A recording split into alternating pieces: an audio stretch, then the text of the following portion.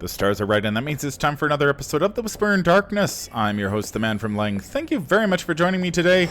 On this episode, I am reviewing the Mystic cards in Point of No Return, the 4th Mythos pack in the Dream Eater cycle. There are spoilers throughout if you care about that sort of thing. If you enjoy what you hear, remember to like, comment, and subscribe. Before we get started, I'd like to thank the patrons of this channel for their tremendous support and Cole Monroe Chitty for his fantastic art. The Arkham Horror LCG community is amazing, and these people have gone above and beyond to bring you content like these reviews. If you'd like to become a patron to support the channel's goals and see your name in lights, follow the link down below, sign up for a tier of your choice, and claim your rewards. That would be awesome. Without further ado, let's get started. The first Mystic card in the pack is Empower Self. It's a 3-cost asset that costs 2 experience points. It has the Myriad keyword, the Ritual trait, and up to 3 Empower Self cards may take up a single Arcane slot. Empower Self is an unusual Myriad card in that it comes in 3 versions: Stamina, Alacrity, and Acuity. There is a limit of 1 of each version per deck. Empower Self Stamina has 2 combat skill icons, and anytime a card effect requires you to use willpower instead of combat, you may ignore that aspect of the effect. As a free triggered ability, you may exhaust Empower Self Stamina to get +2 combat for this test. Empower Self Alacrity has 2 agility skill icons, and anytime a card effect requires you to use willpower instead of agility, you may ignore that aspect of the effect. As a free triggered ability, you may exhaust Empower Self Stamina Alacrity to get +2 agility for this skill test. Empower Self Acuity has 2 intellect skill icons, and anytime a card effect requires you to use willpower instead of intellect, you may ignore that aspect of the effect. As a free triggered ability, you may exhaust Empower Self Acuity to get +2 intellect for this test. For much of the game's history, Mystics have been defined by one skill: willpower. There are a couple of Mystics, such as Jim Culver and Diana Stanley, who have the potential to break the mold due to their base skill values and the nature of their card pools, but most investigators in the class use their above-average willpower in combination with cards such as Shriveling, Withering, Sixth Sense, Rite of Seeking, and Miss Sevrillier to fight, investigate, and evade. Most Mystics are forced to leverage their willpower to do everything because they tend to have below average to average values in most of their other skills. Given the choice between investigating with an intellect of 2 or using Sixth Sense and or Rite of Seeking to investigate with a willpower of 5, Agnes Baker obviously prefers the latter. One of the drawbacks of this willpower above all approach is that Mystics tend to be a little slower than investigators in other classes, since they need to set up enablers such as Sixth Sense and Shriveling before they can effectively fight, investigate, or evade. Mystics who fail to get those enablers down on the table quickly can find themselves in deep, deep trouble. Empower Self is the first of 2 cards in this cycle, the other being Summoned Hound from Where the Gods Dwell, that challenge the idea that Mystics must rely on their willpower to do absolutely everything. Empower Self doesn't necessarily make Mystics any faster, since you still need to draw and play up to 3 3-cost assets, but it does give them the option to focus on something other than slinging spells for a change. That's good news for the class because it creates new deck building options, and players like options. There are currently 15 investigators who may purchase Empower Self. I'm not going to go through each of them individually, but I do want to give you some idea how Empower Self can transform an investigator's base skill values. Take Agnes Baker, for instance. She has 5 willpower, 2 intellect, 2 combat, and 3 agility. With 3 copies of Empower Self in play, she has the potential to have 5 willpower, 4 intellect, 4 combat, and 5 agility. That's a very respectable stat line. Suddenly, the idea of investigating a location with intellect, fighting an enemy with combat, or evading an enemy with agility doesn't seem that far-fetched. Treacheries that test intellect, combat, or agility also become a lot less menacing. Akache Onyele and Dexter Drake boast similar stat lines with Empower Self in play, while Diana Stanley has 1 willpower, 5 intellect, 5 combat, and 5 agility. And that's before she ramps up her willpower by placing cancel cards beneath her. Father Mateo has the option of spending 2 experience points to purchase 3 copies of Empower Self at the start of a campaign, and has 4 willpower, 5 intellect, 4 combat, and 5 agility. An empowered Mateo is an impressive Mateo. The beauty of Empower Self is that it gives Mystics and off-class Mystics the option to forego spells altogether in favor of other assets. For example, Diana's Eldritch Knight Revisited by Matastrophic opts for the Hungering Blade 1 and Enchanted Blade 3 rather than Shriveling for enemy management. Daisy Walker the Exterminator by Kilbray takes a similar approach, playing Empower Self in combination with the Time-Worn Brand and Enchanted Blade. Father Mateo's card pool is quite restrictive, but he could pursue a similar strategy. Freak on a Leash and Agnes Baker deck by Gorfax relies on Meat Cleaver and Summit Hound to get the job done. While these Investigator builds are certainly possible without Empower Self makes them much more viable. Before you run out and purchase Empower Self, for all of your Mystic decks, there are a couple of issues with the archetype that need to be addressed. First, you must exhaust Empower Self to get the skill value bonus, unless you've got some way to ready an asset, an extremely rare ability that is currently unavailable in the Mystic card pool. Then you're getting that skill value bonus only once per turn. That's not ideal if you want to fight, investigate, or evade more than once per turn. Clever players have found a way to work around this. Most decks that use Empower Self include cards that complement the skill value bonuses it provides. For example, the Diana Stanley deck I mentioned earlier uses Well Prepared, a Guardian asset from the Boundary Beyond. Each version of Empower Self has 2 skill icons, which make them excellent targets for Well Prepared. Investigators with access to the Mystic and Survivor card pools can boost their skill values using Cornered 2, which is also released in the Boundary Beyond. Kilbray's Daisy Walker deck uses Encyclopedia 2 from the core set to complement the bonuses from Empower Self. It's worth noting that Encyclopedia 0, which has a similar effect, is available in the Harvey Walters starter deck. Encyclopedia 0 enters play with only 5 charges, but it's definitely a viable alternative for those investigators who can't or won't upgrade to Encyclopedia 2. Meanwhile, Mystics who need to fight or investigate more than once per round can fall back on Recall the Future 2 from the Boundary Beyond or Summoned Hound from Where the Gods Dwell. Cards like these can help an investigator boost their skill values when Empower Self is exhausted. The second issue with Empower Self is speed. As I mentioned at the top of this review, Mystics tend to be a little slower than other investigators because they need to get their enablers in play before they can be effective. Empower Self doesn't really solve that problem. An investigator needs to draw and play Empower Self before they can benefit from the skill value bonuses.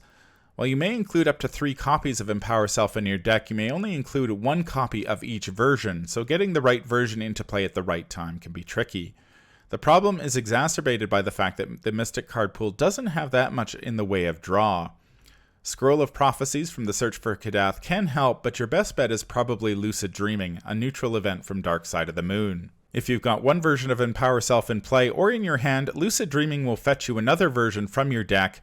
If you've got Stamina or Alacrity but you need Acuity or vice versa, Lucid Dreaming is your friend. The final issue with Empower Self is cost. Mystics tend to play a lot of expensive assets, and each version of Empower Self costs 3 resources. If you're playing all 3 versions of Empower Self, that's 9 resources. You would spend roughly the same amount if you played Mists of Rillier, Rite of Seeking, and Shriveling, but 9 resources is still a big ask if you're trying to get all 3 copies of Empower Self down in quick succession. Fortunately, Empower Self has the ritual trait, so you can play it for free with Uncage the Soul from the Path to Carcosa. I haven't had a chance to test the Empower Self archetype yet, but I've heard some good reports about its effectiveness, which is promising. I don't think Empower Self is going to make Mystic decks any faster, but it does give them the flexibility to pursue alternative strategies. Mystics have had to build decks based around spell assets for so long that Empower Self is a breath of fresh air. It's not the type of card that you purchase for a deck and hope for the best, since you need the right cards to support it. However, some of those cards, such as Well Prepared, Encyclopedia 2, and Cornered 2, already exist. If we ever get a Mystic or off-class Mystic who is capable of readying exhausted assets, Empower Self could really come into its own. The second Mystic card in the pack is Twila Katherine Price, Lost in a Dream. She's a 3-cost asset that costs 3 experience points. She has Intellect and Agility skill icons and the Ally, Artist, and Dreamer traits. After you spend 1 or more charges from a spell asset, you may trigger her response to exhaust her and place 1 charge on that asset. Twila Katherine Price has 1 health, 2 sanity, and she requires an ally slot. Before the release of Sixth Sense and Withering during the Circle Undone cycle, Mystics lived and died by the charges on their spell assets. Unfortunately, adding additional charges to those assets has been difficult, to put it mildly. When the core set dropped, Mystics had only one option to add additional charges, and it was a bad one. Book of Shadows 3 is the very definition of a tempo killer. It costs an action and 4 resources to play, and it costs you another action every time you want to add 1 charge to a spell asset. The additional arcane slot is a nice perk, but Mystics simply don't have the time or resources to waste on a dud like Book of Shadows 3, especially in solo.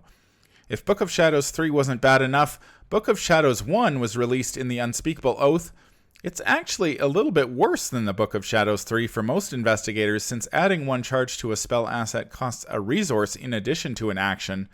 I say most investigators because lowering the experience point cost of Book of Shadows by 2 let Daisy Walker purchase it. Book of Shadows 1 is a tome, so Daisy may use her additional action to trigger it, and generating additional resources is usually not a problem for Seekers. Mystics had to wait a cycle and a half before they received another way to add additional charges to a spell asset, but it had problems in its own. Recharge 2 lets a Mystic add 3 charges to a spell or relic asset, which is fantastic. However, there's a catch. The investigator must reveal a random chaos token from the chaos bag, and if they reveal a Skull Cultist Tablet Elder Thing or auto-fail symbol, they discard the chosen asset instead. That's simply awful, especially if you're trying to recharge something like Grotesque Statue, which is discarded once it runs out of charges. Now, you can work around the drawback on Recharge 2 if you play Premonition from Heart of the Elders, but I'm not a big fan of having to play 2 cards to trigger one effect. It's important to note that Recharge 4 was released in the Jacqueline Fine Investigator starter deck. It costs 2 more experience points than its predecessor, but it has 3 willpower skill icons, and you still get at least 1 charge if you pull a special token from the Chaos Bag. You can still play Premonition, of course, to guarantee that you'll get 4 charges, but it isn't strictly necessary. Recharge 2 and Recharge 4 are spells themselves, so if you're playing 2 copies of Arcane Research from Threads of Fate, you can purchase 1 copy of Recharge 2 after a scenario and then upgrade it to Recharge 4 for free the following scenario. Mystics and off-class Mystics have one more way to add a charge to an asset they control, and that's Enraptured, a Mystic skill from the Bound or Beyond. Of course, the designers aren't willing to just give you a charge without having to work for it a little. You get the charge only if you commit Enraptured to a successful Intellect skill test. Fortunately, Intellect skill tests are readily available, just investigate a location. Unfortunately, many Mystics have below average to average Intellect, which means passing that Intellect skill test isn't necessarily a sure thing, unless you happen to be at a low shroud location or you commit additional cards and or resources to the skill test. Your best bet to investigate if you're a Mystic is using either Sixth Sense or Rite of Seeking. Unfortunately, Enraptured has a Intellect skill icon, so you can't use it in combination with those cards. Once again, Enraptured is a much better option for a Seeker Mystic like Daisy Walker, who has Intellect to spare. Enraptured also has the Practice trait, which means you can play it in combination with Practice Makes Perfect, a Seeker event from Dark Side of the Moon. Play your cards right, and you could net yourself a couple of charges with a single copy of Enraptured. That brings us to Twila Katherine Price. Designer Matt Newman has made it so consistently difficult for Mystics and off-class Mystics to add additional charges to spell assets that I did a double take when I read Twila for the first time. She lets you add an additional charge to a spell asset the moment you spend a charge simply by exhausting her. That's it. You don't have to take an action, draw a random chaos token, or pass a skill test. She just gives you a charge for free, no questions asked.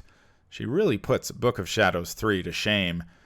Twila is by far the easiest way to add charges to your spell assets, especially if you're careful and try not to spend too many charges in one turn.